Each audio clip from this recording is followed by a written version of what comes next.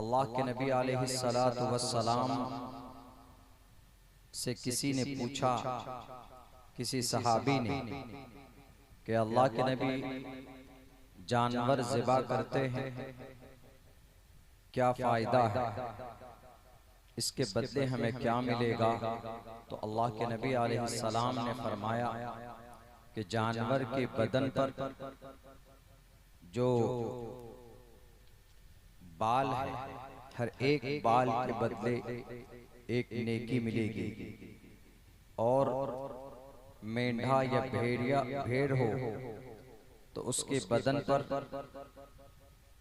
ऊन होते हैं, रेशम की तरह, बाल से ज्यादा उसकी तादाद होती है। तो अल्लाह के नबी ने फरमाया कि उस हर एक के बदले एक नेकी मिलेगी। और सुनो, ये तुम्हारे बाप इब्राहिम अलैहिस्सलातु वस्सलाम की एक सुन्नत है, एक तरीका है जो तुम्हें अपनी जिंदगी के अंदर इस मुबारक अमल को करना। इस्लाम में 1 इंच आगे या 1 इंच पीछे अपनी तरफ से जर्रा बराबर कुछ करने का परमिशन बिल्कुल नहीं है। चाहे वो नबी हो, चाहे वो हजरात रसूल हो, चाहे वो अल्लाह का कोई वली हो, चाहे वो मुफ्तियान किराम हो, उलमाए दीन हो, कोई भी हो, शरीयत उसी का नाम है। अल्लाह की तरफ से जो फैसला हो जाता है वो किसी मोमिन मर्द या औरत के लिए जायज़ नहीं है कि उसके अंदर कोई तब्दीली करे या उसके अंदर मनमानी करे। फैसला आ गया ऊपर वाले की तरफ से, अल्लाह की तरफ से, तो उसी को वजूद में लाना है और उसी को मुकम्मल करना है। इसी को इस्लाम बोलते हैं। इस्लाम में, शरीयत में कमी और ज्यादती की बिल्कुल गुंजाइश नहीं। आप ऐसे समझिए, ज़ोहर की नमाज का वक्त है, फर्ज 4 रकात नमाज है, असर में भी 4 ही रकात नमाज है, मगर मगरिब में 3 रकात फर्ज है। कोई आदमी कह सकता है, अरे शायद कोई गलती हो गई होगी या किसी चूक की वजह से ऐसा हुआ होगा कि मगरिब में 3 रकात नमाज क्यों फर्ज है। चलो हम 1 रकात एक्स्ट्रा इसमें ऐड कर देते हैं, इसको बढ़ा देते हैं ताकि सवाब भी बढ़ जाए। और ऊपर ज़ोहर असर में 4-4 है तो इसमें भी 4 रकात, फिर इशा में 4 रकात, और इसी तरह फजर में भी 2 रकात एक्स्ट्रा जोड़ देंगे तो सवाब ज्यादा मिलेगा, नेकी मिलेगी। ऐसा करने पर उलमा बैठे हैं, पूछ लीजिए कि वो उसकी नमाज भी नहीं होगी और ऐसा करने पर उसको बहुत ज्यादा वो अजाब का मुस्तहिक बन सकता है, उसको सजा दी जा सकती। ला तब्दील लिकलिमातिल्लाह, अल्लाह के फैसले में, अल्लाह के फरमान में, अल्लाह के कानून में कोई तब्दीली नहीं कर सकता। अल्लाह ने कुरान में कहा, वमा यंतिकु अनिल हवा इन हुवा इल्ला वह्युन यूहा, कि नबी आप वही बात बताइए जो आपको वही की जाती। आप अपनी तरफ से, अपनी ख्वाहिश के मुताबिक आप कोई भी बात कौम और समाज के बीच में वो नहीं रख सकते जो आपकी इच्छा के अनुसार, आपकी मर्जी के मुताबिक। इस्लाम की सबसे बड़ी मजबूती यही है कि इस्लाम के अंदर जर्रा बराबर कमी बेशी की बिल्कुल गुंजाइश नहीं। मैं इसलिए बोल रहा हूँ क्योंकि अभी मैंने 2-3 दिन पहले न्यूज़ में एक एंकर साहब चीख कर कह रहे थे कि हजरत इब्राहिम अलैहिस्सलाम ने बेटे की कुर्बानी पेश की थी, अपने बेटे को लेकर गए थे। उनका एक छोटा बेटा बुढ़ापे की उम्र में, हजरत इब्राहिम अलैहिस्सलाम की उम्र जब 99 साल की होगी हुई, 100 साल के करीब पहुंचे, तो उस बुढ़ापे में उनको कोई औलाद नहीं थी। दुआ की तो अल्लाह तबारक व तआला ने एक खूबसूरत सा बच्चा हजरत इस्माइल की शक्ल में अल्लाह ने एक औलाद अता की। लेकिन शायद 11 या 8 साल का वो बच्चा हुआ, मासूम सा प्यारा बच्चा। तो ख्वाब में अल्लाह ने दिखाया कि इब्राहिम अलैहिस्सलाम अपने बेटे को ज़िबा कर रहे हैं। इन्नी अरा फिल मनामी अन्नी अज़बहुका फंजुर माज़ा तरा। हजरत इब्राहिम ने अपने बेटे से सुबह होकर कहा कि मैंने सपने में देखा, ख्वाब में देखा है, मैं तुम्हें ज़िबा कर रहा हूँ, मैं तुमको तुम्हारे गले पर छुरी चला रहा हूँ। फंजुर माज़ा तरा, तुम्हारी क्या राय? क्योंकि नबी और रसूल के ख्वाब वही के दर्जे में होते हैं, वही होती है एक तरह से, इस वजह से वो झूठी नहीं हो सकती थी। बेटा भी कहता है, बेटा ये नहीं कहता। आज के तरह का बेटा होता तो कहता है कि ये बाप पागल हो गया, इसलिए कोई बेटे को मारता है। और वो भी सपने में क्या देखा नहीं देखा, बेटे को ज़िबा कर देंगे आप, आपकी कोई औलाद नहीं है, मैं ही आपका सहारा बन सकता हूँ और आप मुझे ज़िबा करोगे। क़ाल या अबति फ़अल, बेटे ने कोई सवाल नहीं किया, हजरत इस्माइल अलैहिस्सलाम ने कोई सवाल नहीं किया। या अबती फ़अल, अब्बा आप कर गुजरिए वो जो आपको दिखाया गया है, आप वो कीजिए। आप इंशाअल्लाह मुझे एक कदम आप पीछे नहीं पाएंगे, इंशाअल्लाह मुझे सब्र करने वालों में पाएंगे। मैं आपके इस फैसले का स्वागत करता हूँ, चलिए कहाँ क्या करना है, मैं तैयार। तो हजरत इब्राहिम अलैहिस्सलाम मुख्तसरन ये जिक्र कर देता हूँ ताकि जो गलतफहमी पैदा की जा रही है, त्यौहार पे कुर्बानी की बात है और बल्कि नेशनल लेवल की इलेक्ट्रॉनिक मीडिया के पैनल और उनके प्लेटफॉर्म से ये बात चलाई गई। तो जाहिर सी बात है कि हमारे बहुत सारे नौजवान ऐसे हैं जो इस्लाम में भी हैं और सनातन धर्म में भी, वो कहते हैं कि अरे ये तो बहुत बड़ी सच्चाई छुपाई गई हमसे। तो इसलिए जरूरी है एक्सप्लेनेशन करना ताकि गलत फहमी, मिसअंडरस्टैंडिंग जो फैलाई जाती है वो खत्म हो सके, वो आपके दिमाग से दूर हो सके। तो बहरे कैफ हजरत इब्राहिम अलैहिस्सलातु वस्सलाम अपने बेटे को लेकर और छुरी को लेकर चल पड़ते जंगल के तरफ और वहां जाते हैं। फलम्मा अस्लमा वतल्लहु लिलजबीन, हजरत इब्राहिम अलैहिस्सलातु वस्सलाम और उनके बेटे ने जब रब के फैसले के सामने में घुटने टेक दिए और उस मुबारक अमल को करने लगे, तो हजरत इस्माइल ने अपने अब्बा से कहा कि अब्बा जान, आप अपने आंख पर पट्टी बांध लीजिए, कहीं ऐसा ना हो कि आप मेरे गले पर छुरी चलाएं और मेरा चेहरा देखें और आपको रहम आ जाए और आप उस काम से रुक जाएं जिस काम को अल्लाह ने आपको करने के लिए कहा। बेटा ये तरकीब बताता क्या निजाम होगा, क्या सिस्टम होगा, कैसा ताल्लुक होगा अल्लाह की जात पर। आज तो हमारा रिश्ता, हमारा यकीन अल्लाह की जात पर बिल्कुल नहीं है। सबसे लास्ट में अल्लाह का नाम लिया जाता, अल्लाह से कोई रिश्ता नहीं। वहां टाइम टू टाइम फैसले होते हैं अल्लाह तबारक व तआला की तरफ से। बैरकैफ तो हुआ ये कि हजरत इस्माइल अलैहिस्सलातु वस्सलाम को लिटा दिया गया और वो छुरी लेकर हजरत इब्राहिम अलैहिस्सलाम उनके गले पर चलाने लगे। छुरी चल रही थी लेकिन गला नहीं कट रहा था, इसलिए कि अल्लाह को एक मासूम बच्चे का गला काटना, उनका कटवाना मकसद नहीं था। किसी इंसान की हत्या, किसी इंसान का मर्डर इस्लाम में जायज नहीं है, इसकी परमिशन बिल्कुल नहीं है। ना हजरत आदम के जमाने में और न हजरत मूसा के जमाने में, न हजरत दाऊद के जमाने में, न हजरत इब्राहिम के जमाने में बिना बात के कोई किसी को कैसे मार सकता है, वो भी 11 साल का मासूम बच्चा। और हाथ जिसके हाथ में छुरी है वो इब्राहिम है जो खलीलुल्लाह है, वो कैसे अपने बेटे को ज़िबा कर सकते हैं, उनका मर्डर कर सकते हैं या उनको काट सकते हैं। सिर्फ अल्लाह को देखना था, आजमाना था। वनादैनाहु अय्या इब्राहिम क़द सद्दक़्ता रुया, अल्लाह ने आवाज दी कि इब्राहिम तुमने सच कर दिखाया, जो हमने तुमको मैंने सच्चा पाया, यानी तुम पीछे नहीं हटे, तुम इम्तिहान में कामयाब हो गए, सिर्फ वहां पर इम्तिहान लेना मकसद था। तो फौरन अल्लाह तबारक व तआला ने हजरत जिब्राइल से कहा कि जिब्राइल जाओ, मेंढा लेकर जाओ।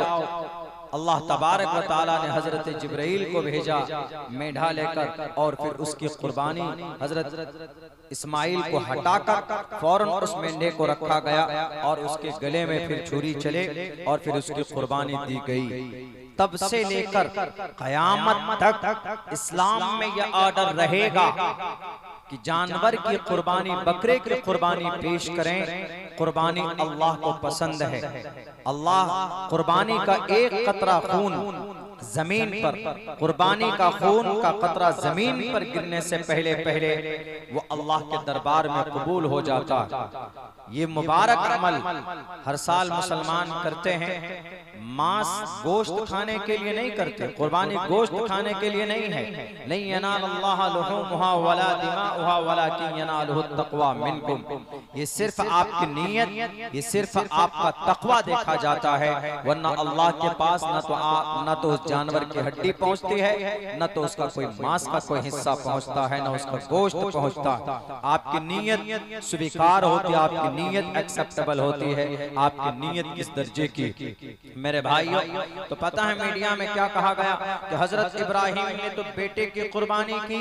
ये देख लीजिए मुसलमानों को ये बकरे की कुर्बानी कर रहे हैं, ये लाखों लाखों रुपए खर्च करके बकरा लाते हैं और उसको ज़िबा करते हैं।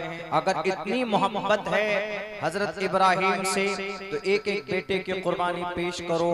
ये आधी अधूरी बातें बतलाते हैं ताकि भरम फैलाया जाए हिंदू मुसलमानों के बीच में, ताकि उन नौजवानों के दिलो दिमाग में गलतफहमी पैदा की जाए जो धार्मिक ग्रंथों से दूर रहते हैं, जो अपनी मजहबी जो नॉलेज है, ईश्वरीय ग्रंथ है, अपनी मजहबी जानकारी जिनके अंदर नहीं है, वो बड़ी आसानी से व्हाट्सएप यूनिवर्सिटी की बात को देखते हैं और उस पर अमल कर लेते हैं। उसका कोई सिलेबस नहीं होता, बस एक मैसेज फॉरवर्ड किया जाता है, हजारों लोगों के पास वो मैसेज पहुंचता, और खुसूसन यंग बलड जिनकी उम्र 15 साल से लेकर 25 साल के बीच में उनका खून गर्म होता, कहता है कि देखो ये इतना बड़ा स्कैम और इतना बड़ा फ्रॉड चल रहा है इस्लाम में।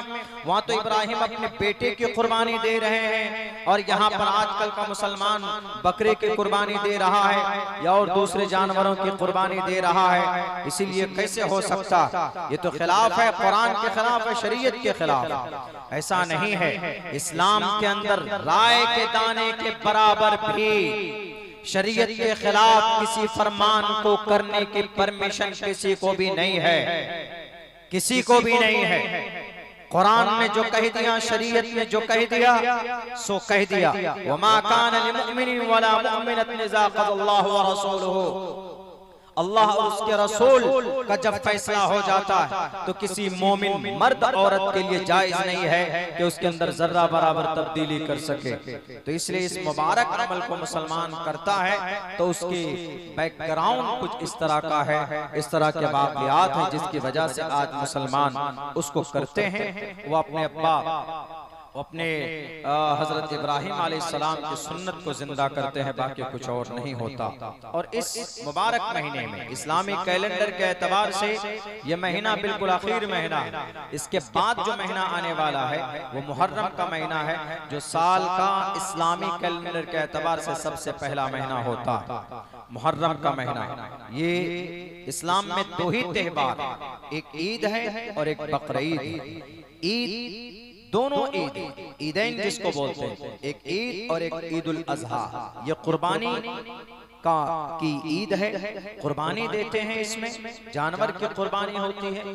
3 दिन तक ये अमल हो सकता है, 10 तारीख को, 11 तारीख को, 12 तारीख को, और इसी 10 को यानी इन्हीं अय्याम में आगे पीछे इसी महीने में एक बहुत बड़ा मुबारक अमल होता है।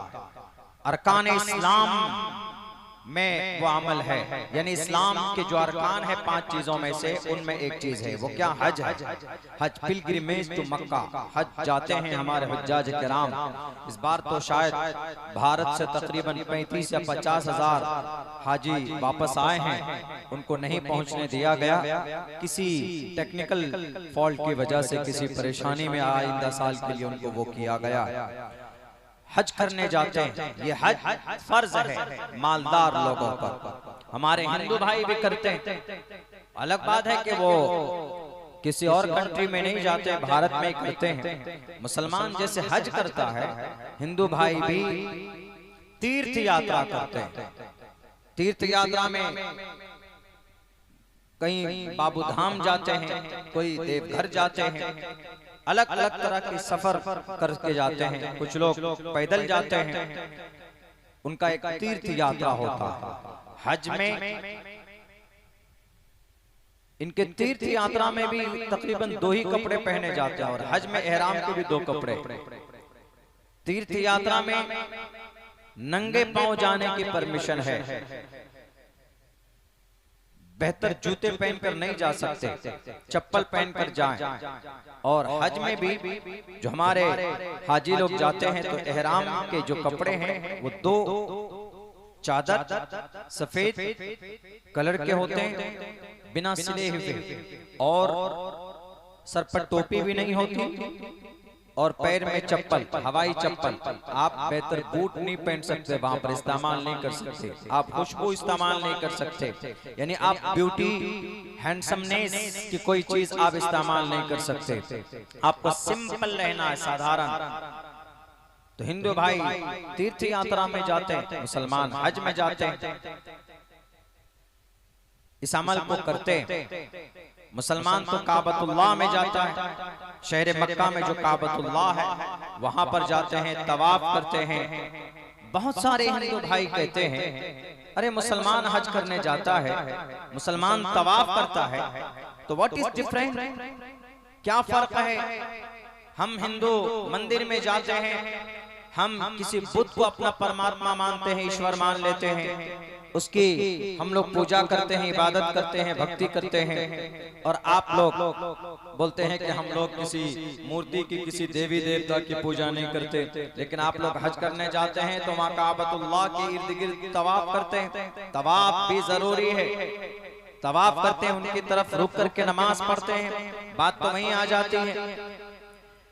इतनी बात समझ लीजिए, ये भी एक मिसअंडरस्टैंडिंग है।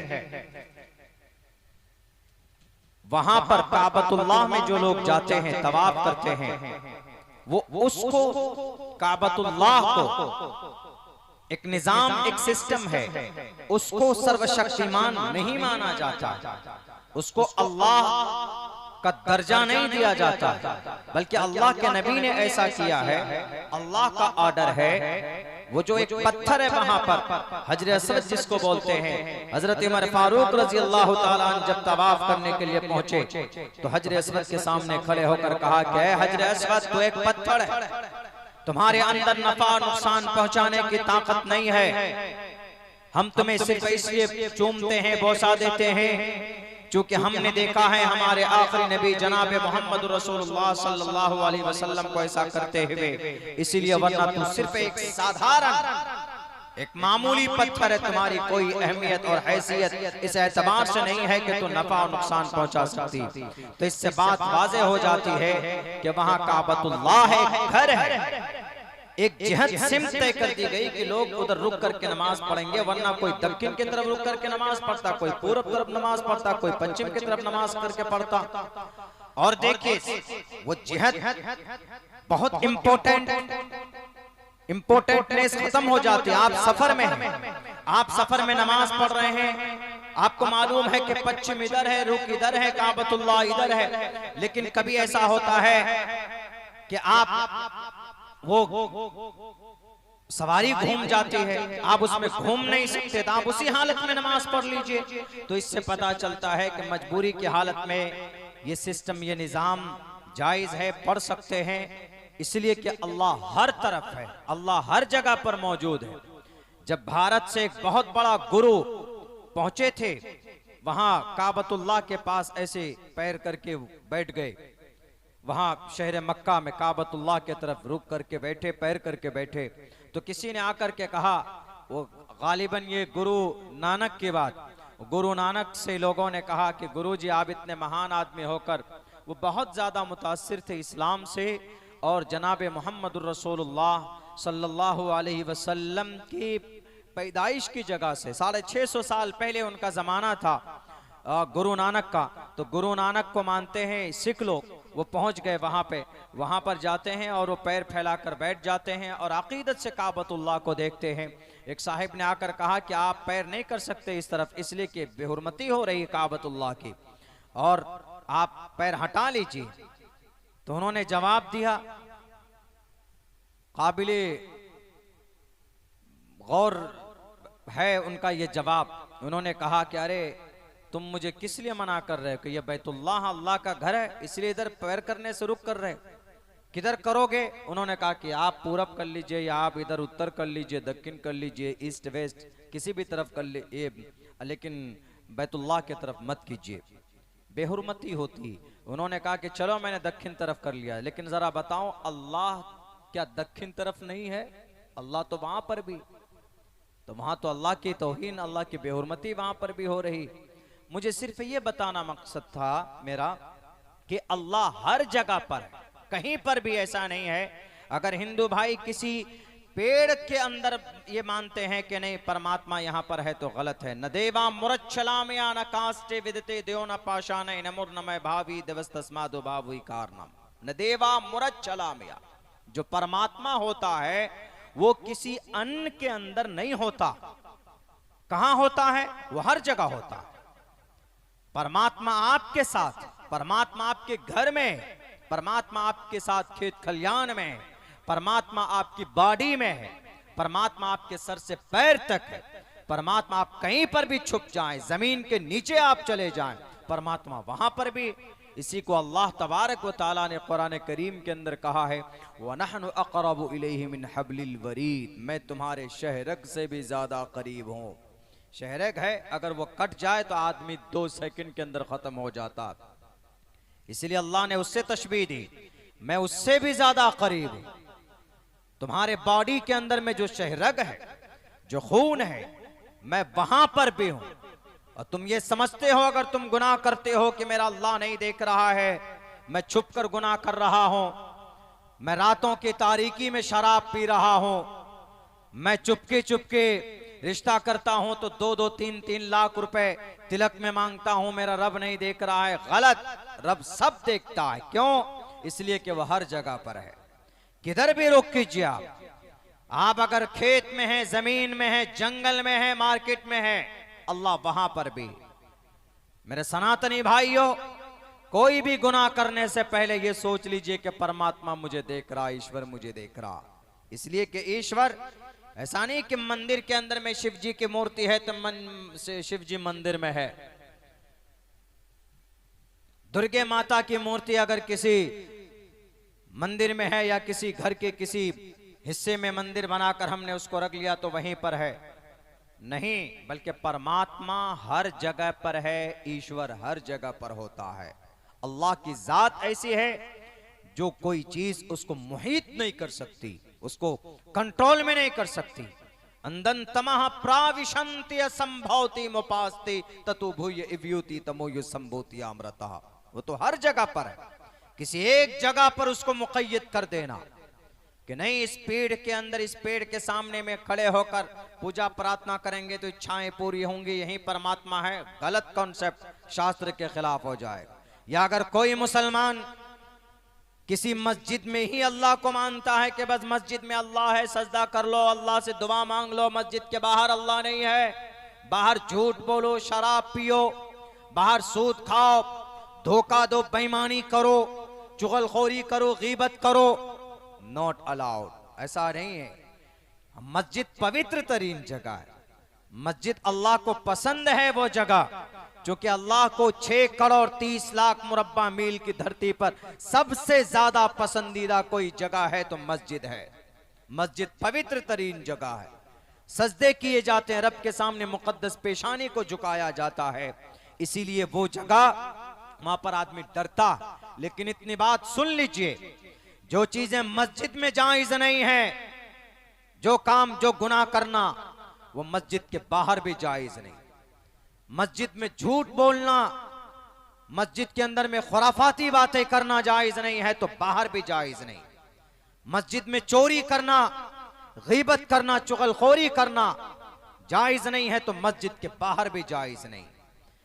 यही चीज हमारे हिंदू भाइयों के लिए भी, जो चीजें ईश्वर के सामने मंदिर के अंदर नहीं कर सकते, मंदिर के अंदर ईश्वर के सामने नहीं कर सकते, वो मंदिर के बाहर भी नहीं कर सकते, ईश्वर के खिलाफ नहीं जा सकते। मेरे भाइयों, मेरे साथियों, मेरे मुसलमानों, मेरे सनातन धर्मी भाइयों, बहुत नाजुक दौर से हमारा मुल्क हिंदुस्तान गुजर रहा, और इस वक्त बहुत ज्यादा दुख जब होता है जब एक ऐसा तबका जो गलतफहमी और भरम फैलाते हैं, खुसूसन मुसलमानों के तई, मुसलमानों के शरीयत के तई। हमने शुरू में ये बात कही है कि किसी मुसलमान के लिए जायज नहीं है, परमिशन नहीं है कि मुसलमान कोई ऐसा कानून बनाए या ऐसा मसला लोगों के सामने पेश करे जो कुरान और शरीयत में है नहीं, और उसको कुरान और शरीयत बनाकर पेश करे, इस्लाम में जायज नहीं। मुसलमान अगर कुछ करता है तो कुरान का फरमान होता है।